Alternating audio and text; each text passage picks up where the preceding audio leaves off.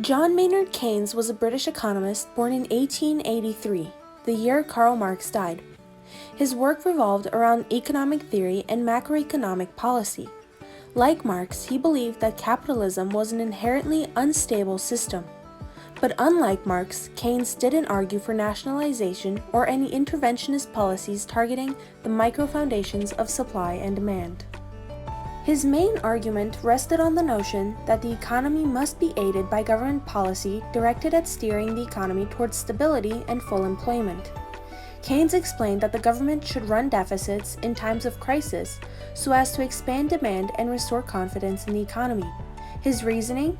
Mass unemployment had a single cause, inadequate demand, and an easy solution, expansionary fiscal policy, to quote Paul Krugman, a modern-day follower of Keynes. Keynes rejected the classical Say's law, supply creates demand, and instead argued that consumption was more important than production. Thus, following his logic, during a recession, an increase in savings will decrease income and reduce economic growth. He denied the existence of an invisible hand that would naturally generate full employment. He believed that an economy could stagnate in subnormal activity indefinitely.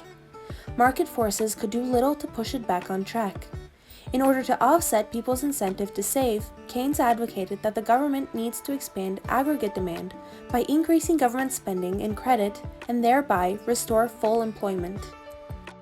Keynes thought that the markets and the laissez-faire economy were driven by animal spirits. He saw economic downturns as a result of people's fears to spend and invest, what he called a fetish for liquidity, and speculators dumping stocks in times of perceived crisis.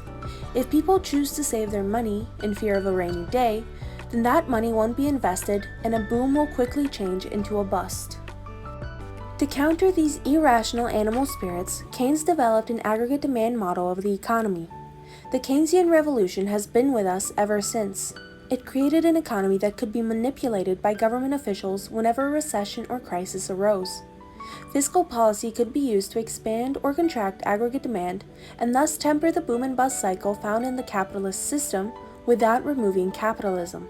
According to advocates, Keynesian economics offered an immediate, painless method to cure recessions. Young minds and politicians quickly found it a very attractive method of managing the economy and gaining power.